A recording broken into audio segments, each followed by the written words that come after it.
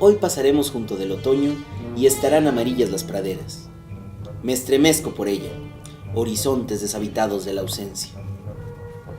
Durante la década de los años 20 del siglo pasado, 2 acontecimientos fuera de lo común estremecieron a la ciudad de Jalapa, capital del estado de Veracruz y orgullosa portadora del sobrenombre de Atenas veracruzana. En 1921, el poeta Manuel Maples Arce publicó el primer manifiesto estridentista, el cual situó a la ciudad en la punta de lanza de la vanguardia artística nacional.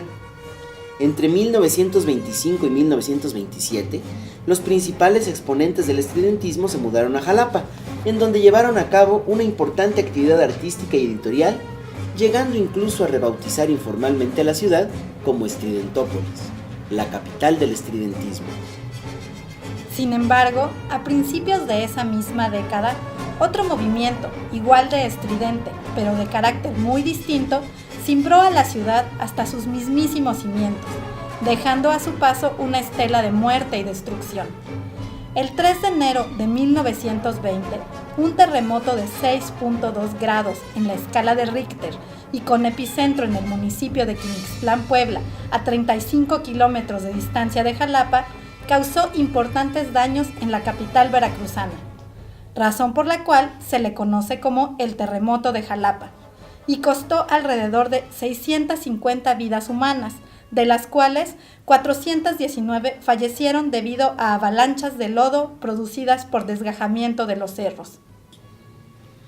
Para darnos una idea de la relevancia de este evento, baste recordar que fue durante muchos años el sismo más mortífero de la historia de nuestro país, tan solo superado más de medio siglo después por el tristemente célebre terremoto de 1985 en la Ciudad de México. Ahora bien, aunque la región de Jalapa suele ser considerada como una zona de baja sismicidad relativa, especialmente si se le compara con otras partes del país como Oaxaca o Guerrero, los movimientos telúricos como el ocurrido en 1920 tienden a ser más o menos recurrentes, por lo que se espera que en algún momento en el futuro indeterminado un fenómeno semejante pudiera llegar a repetirse. Obviamente, esto no quiere decir que se pueda prever cuándo y dónde ocurrirán eventos de este tipo, cosa hasta el momento imposible. Sin embargo, existe el consenso entre los especialistas de que más pronto o más tarde nuestra querida Estridentópolis volverá a encontrarse con un temblor de tierra de características similares. La pregunta es, ¿estamos preparados para hacerle frente? Gracias a la inversión en ciencia y tecnología, probablemente sí. Y es que si bien la amenaza de un terremoto constituye un peligro latente, al igual que lo fue en 1920, la vulnerabilidad de los jalapeños ante ese peligro no necesariamente es la misma que cuando ocurrió dicha tragedia, como nos explica el doctor Gilbert Torres, investigador del Centro de Ciencias de la Tierra de la Universidad Veracruzana. Y respecto a la vulnerabilidad, pues sí es un poquito más la contribución que se puede tener, porque nosotros podemos incluir los efectos o los posibles efectos que tendrían los fenómenos naturales para las nuevas obras de ingeniería, y entonces con eso vamos a tener una baja vulnerabilidad de las estructuras o de las nuevas obras de ingeniería. Entonces, si tenemos un peligro alto con una baja vulnerabilidad de las edificaciones o de las estructuras, pues al final la ecuación del riesgo se ve disminuida o el efecto del riesgo se ve disminuido. La idea es que si tomamos las medidas preventivas necesarias, podemos reducir sustancialmente nuestra vulnerabilidad ante un posible sismo. Sin embargo, la única manera en que podemos planificar las acciones pertinentes es sabiendo muy bien en dónde nos encontramos parados. Estudios sobre la distribución de las calamidades causadas por los sismos indican que las zonas de daño intenso pueden estar muy localizadas y que la envergadura de estos daños puede cambiar bruscamente a distancias muy cortas.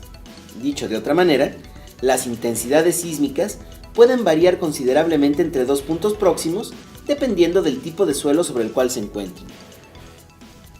Precisamente para entender en qué terrenos pisamos en materia de vulnerabilidad sísmica, es que el equipo de investigadores, coordinado por el doctor Gilbert Torres del Centro de Ciencias de la Tierra de la Universidad Veracruzana, en colaboración con otras instituciones como el Instituto de Ecología, realizó un estudio para determinar el riesgo concreto que existe en caso de temblor para las diferentes colonias de Jalapa y su zona conurbada.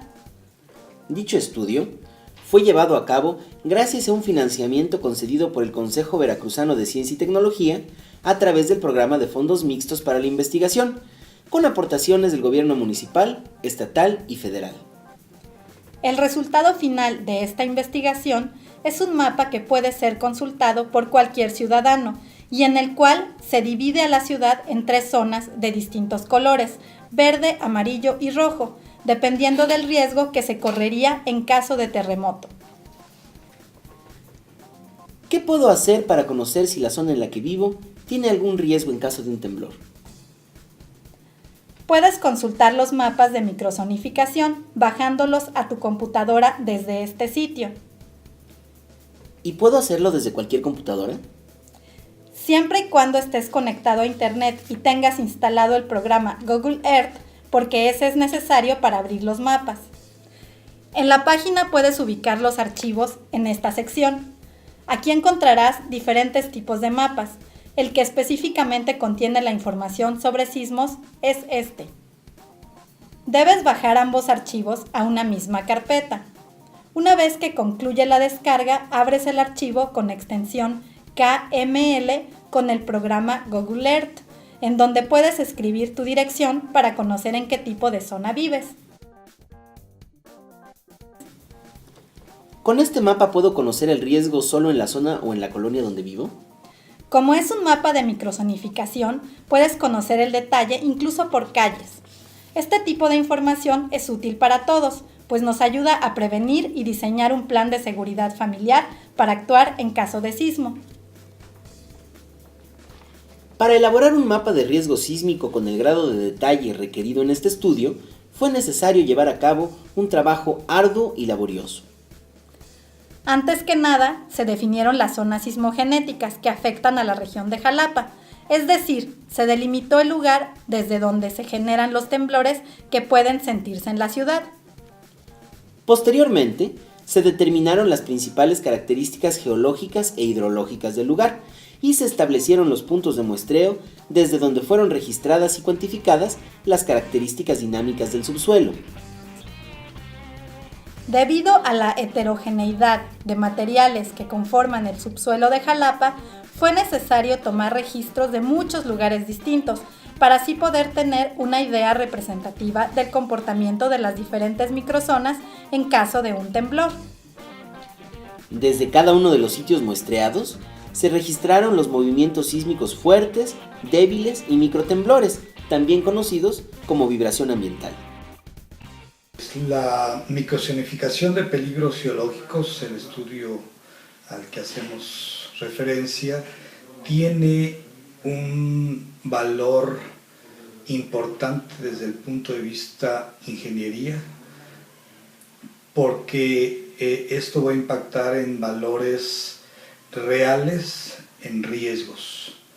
Eso significa que cuando nosotros como ingenieros hagamos o desarrollemos algún tipo de estructura o autoricemos algún asentamiento humano, el hecho de conocer esta microzonificación, podemos establecer qué niveles de sismo, qué niveles, si hay riesgos por deslaves, si hay riesgos por inundaciones y generar la infraestructura que ésta sea necesaria.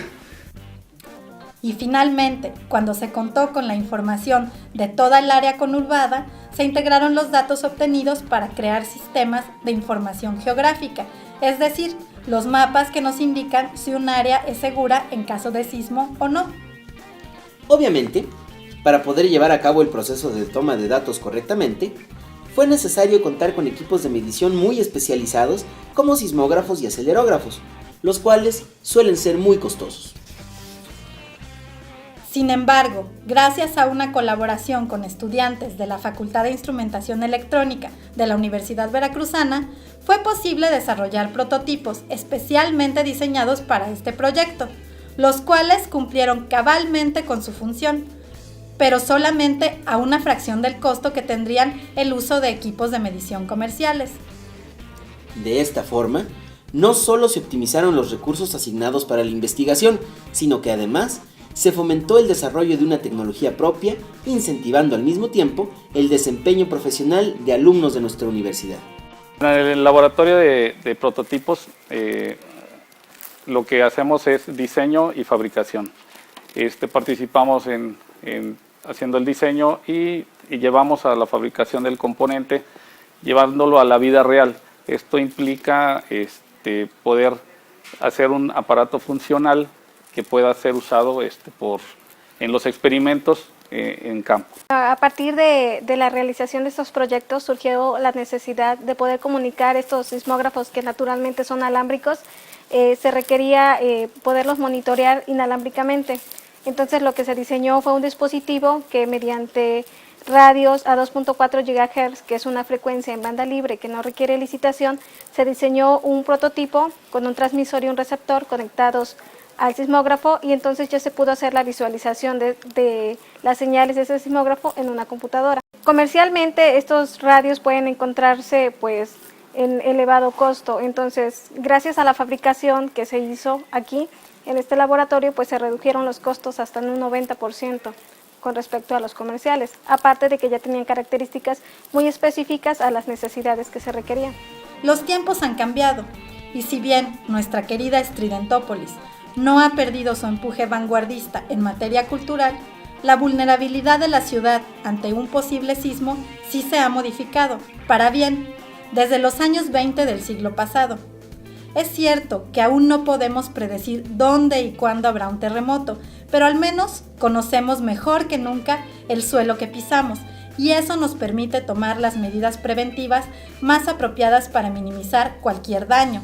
Y no solo eso, sino que además somos capaces de desarrollar parte de la tecnología necesaria para realizar más estudios de este tipo. El hecho de que la infraestructura que se genere en la ciudad, en toda la zona conurbada Jalapa, en donde sabemos que hay sismos, en donde sabemos que hay zonas de inundaciones, en zonas de deslaves, el hecho de conocerlas de antemano para el desarrollo de sus viviendas, para el desarrollo de sus asentamientos, donde van a ir sus hijos a la escuela, donde van a estar los hospitales, donde van a estar las avenidas, el hecho de que ellos sepan que se tiene información fidedigna de estos hechos, les puede dar una tranquilidad social de que el desarrollo no nada más es una simple casa, o no nada más es un simple establecimiento de escuela o hospital, sino que conlleva el que ya fueron estudiadas y cuidadas todos estos aspectos para garantizar su seguridad física e integral, y no nada más humana, sino también de su patrimonio. Finalmente, y para cerrar con broche de oro esta historia de estridencias, paroxismos y estremecimientos, vale la pena recordar que la inversión que hizo posible este estudio provino del Consejo Veracruzano de Ciencia y Tecnología a través del programa de fondos mixtos, y fue de apenas 750,000 pesos. Es decir, con solo el costo de una casa promedio, la Universidad Veracruzana llevó a cabo una investigación que nos permitirá prevenir desastres en toda una ciudad. Ahora que lo sabemos, es importante tener en cuenta estos datos para reducir nuestra vulnerabilidad ante este tipo de eventos. Solamente usando esta información podremos asegurar que el dinero empleado fue una gran inversión y no un simple gasto.